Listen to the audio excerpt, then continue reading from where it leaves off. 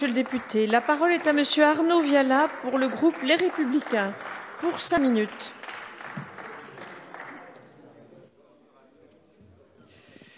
Merci Madame la Présidente. Messieurs les ministres, je ne peux pas commencer ce propos sans dire un mot de la forme de cet exercice ici à l'Assemblée nationale, dont je trouve qu'elle est propice à tout sauf au débat que vous appelez de vos vœux. Le gouvernement n'exprime aucune proposition a priori comme base à nos discussions et nous en sommes réduits à de longues tirades qui seront peut-être suivies au bout de quelques longues heures de vagues prises de parole des ministres. Je préfère ne pas me demander ce que nos concitoyens en pensent pour ceux qui s'astreignent à nous suivre sur leurs écrans.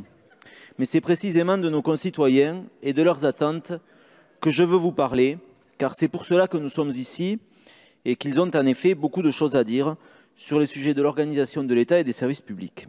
Pour ce faire, je veux vous parler de ce que je pense sincèrement être 3 illustrations particulièrement parlantes du décalage qui existe entre les constats que nous faisons tous et qui ont conduit le président de la République, votre gouvernement et la majorité à faire des promesses aux Français, et la réalité que vivent nos concitoyens. C'est à cause de ce décalage et de l'empilement de promesses que vous ne tenez pas que la colère des Français a atteint le niveau que nous connaissons. Le premier de ces décalages, il est ravageur. C'est celui qui sépare les poncifs, comme plus de 100 logis dans les rues avant l'hiver 2017, plus de fermetures de classes, arrêt des fermetures d'hôpitaux, et la réalité des SDF dans nos rues, des écoles qui ferment ou qui vont demain être intégrées au collège, des hôpitaux de proximité que l'on dépouille de leurs services. Il faut arrêter immédiatement ce qui est perçu comme un mensonge permanent et je vous soumets 2 propositions. Accepter de transférer aux décideurs locaux un peu de pouvoir et quelques moyens. Eux seuls recueillent encore le soutien de nos concitoyens et eux, plus que quiconque, détiennent la connaissance fine des besoins spécifiques de chaque Français. Décentraliser n'est pas un gros mot. Si les acteurs locaux sont mieux entendus, alors les décisions auront plus de chances d'être cohérentes et mieux comprises. Écoutez aussi la voix des territoires ici au Parlement. Il n'est pas raisonnable de continuer à balayer d'un revers méprisant toutes les propositions que nous faisons pour renforcer la prise en compte des nuances territoriales de ce pays. En abaissant le débat démocratique, c'est notre République que vous abaissez chaque jour un peu plus. Le deuxième décalage que je veux pointer ici ce soir, c'est celui qui se creuse entre votre souhait de moderniser notre État au service de nos concitoyens partout en France et ce que les Français en voient. En lisant les doléances que je vous ai transmises et en parcourant les recueils que vous en diffusez, je peux vous assurer que leur souci est bien moins d'avoir moins d'État que d'avoir mieux d'État. Les Français n'en peuvent plus de la suradministration inhumaine de notre pays, mais par-dessus tout, ils ne supportent plus les agences toutes puissantes, ARS, DREAL, agences de l'eau, qui font la pluie et le beau temps sur leur quotidien et échappent à tout contrôle démocratique. Vous ne semblez pas avoir entendu ce message puisqu'en guise de réponse à ce reproche, vous venez de créer l'Agence nationale de cohésion des territoires, nouvel objet volant non identifié, qui vient priver les territoires du peu de libre arbitre qui leur restait.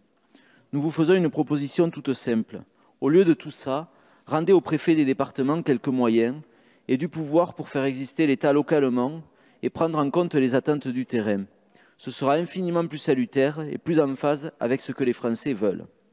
Le troisième décalage que je veux mettre en exergue, c'est celui que vous avez fait naître entre la promesse d'une modernisation de nos institutions et la réalité de ce qu'elle va signifier. Réduire le nombre de parlementaires est une proposition séduisante et les Français la soutiennent. Mais il est urgent que vous leur disiez ce qu'elle signifiera dans leur capacité à connaître personnellement, à rencontrer, à interpeller leurs députés. La façon dont la réduction va s'opérer, le mode de scrutin ne doivent pas être que des concepts. Cette atteinte au lien entre les concitoyens défiants et leurs élus, vous êtes encore à temps d'en atténuer les effets négatifs. Si on vous dit ici qu'à trop élaguer, vous tuerez notre Parlement, écoutez-nous. Si on vous met en garde contre les effets pervers du scrutin proportionnel, n'attendez pas d'y être confronté pour considérer nos objections. C'est notre démocratie qui est en jeu. Voilà, messieurs les ministres, les éléments que je souhaitais souligner et les propositions que je souhaitais vous soumettre avec mes collègues du groupe des Républicains dans le cadre de cet exercice. Je vous remercie de cette attention. Merci, monsieur le député. La parole est donc à présent à monsieur Gérald Darmanin, ministre de l'Action et des Comptes publics.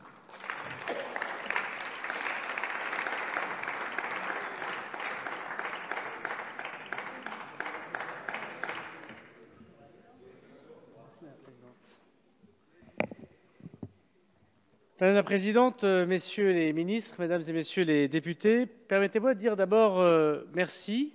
Nous commençons désormais à entendre les orateurs de tous les groupes. Et je n'ai pas beaucoup entendu, notamment de ceux qui critiquent l'action du gouvernement, les merci aux agents des services publics qui, au moment où nous parlons de leur avenir et des décisions qu'on va prendre pour eux, collectivement, travaillent quotidiennement, qu'ils soient dans les collectivités locales, à la santé ou dans l'État, au bien-être de nos concitoyens.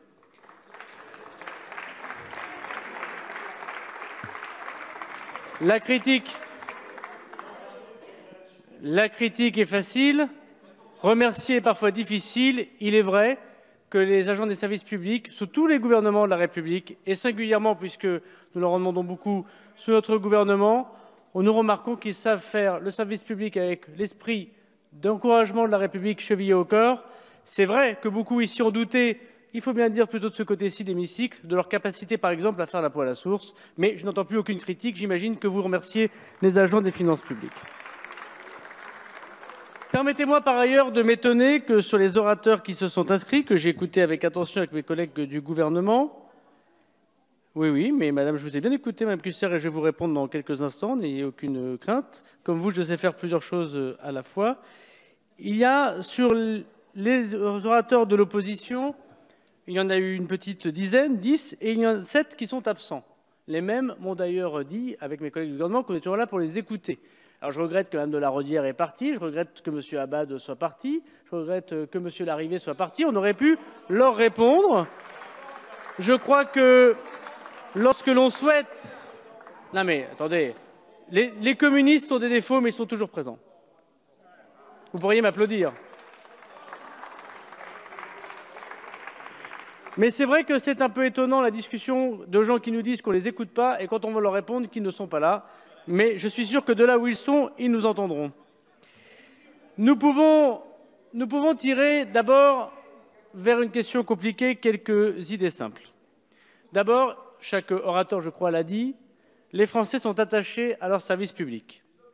Encore plus que le service public, ils sont même attachés à l'État et à l'idée qu'ils se font de l'État.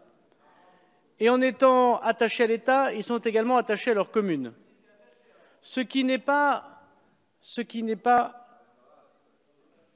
Non mais vous n'êtes plus sur YouTube, on peut simplement maintenant discuter calmement. Monsieur le député Bernalicis, on aura l'occasion d'en reparler. Je pense que le débat est sérieux et votre présentation, même après un propos introductif publicitaire gratuit sur une chaîne multinationale qui paye peu ses impôts en France, mérite quand même d'être écoutée et d'être entendue.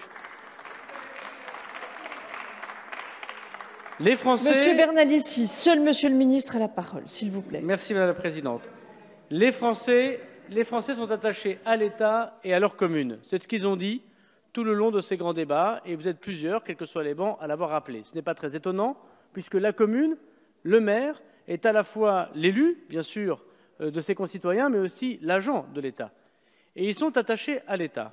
Et ils sont attachés à l'État tout près d'eux, et un État qui facilite. J'ai écouté avec intérêt la discussion, notamment évoquée par M. Morel-a-l'Huissier et par M. Viala. Ils ont dit tous les deux des choses différentes, dans un style différent, mais je m'arrêterai singulièrement sur le constat que M. Viala a fait, peut-être malgré lui. Il a dit « les Français ne veulent plus de suradministration », et beaucoup de gens ici ont dit trop de normes, trop de fonctionnaires de circulaires, comme le dirait le président de la République, et en même temps, ils ont besoin de plus de services publics et plus d'agents publics de proximité. Ça veut dire qu'on peut effectivement moderniser la fonction publique, organiser le service public dans les territoires différemment, moderniser ce que nous n'avons pas su faire collectivement pour avoir plus d'agents publics au contact des territoires et moins d'agents publics qui créent des normes. Ça veut donc dire qu'on peut être capable de remodeler le service public sans se dire qu'il faut un gosse-plan de 1 million de fonctionnaires supplémentaires qui viendraient, je ne crois pas, rendre des services à nos concitoyens, si ce n'est qu'alourdir la dépense publique et donc les impôts que vous allez par ailleurs nous reprocher d'avoir mis en place pour écraser une classe moyenne. Il faut donc se dire que nous pouvons moderniser le service public avec le même montant, si j'ose dire, d'argent public consacré au service public, dont vous le savez qu'il est un des plus importants des pays occidentaux. Vous n'avez pas dit ça, M. Viala, mais ça me permet de souligner le paradoxe que vous avez évoqué et je crois que nous pouvons partager cela. L'État a un rôle particulier dans notre pays et si ici nous l'avons peu rappelé, c'est parce que cela nous semble évident que c'est une richesse qui nous a permis de lutter contre les indépendantismes, les communautarismes, les régionalismes qui touchent d'autres pays européens. Et il ne faut pas jeter le bébé État-nation avec l'eau du bain peut-être de la colère ou de la modernisation. Oui, il faut sans doute que l'État soit plus souple. Oui, il faut la différenciation. Oui, il faut l'expérimentation. Et j'encourage les députés qui la demandent au gouvernement d'adopter donc la réforme constitutionnelle que vous propose le président de la République depuis 1 an et demi, puisque ça fait 1 an et demi que nous vous proposons la différenciation, l'expérimentation et l'accompagnement.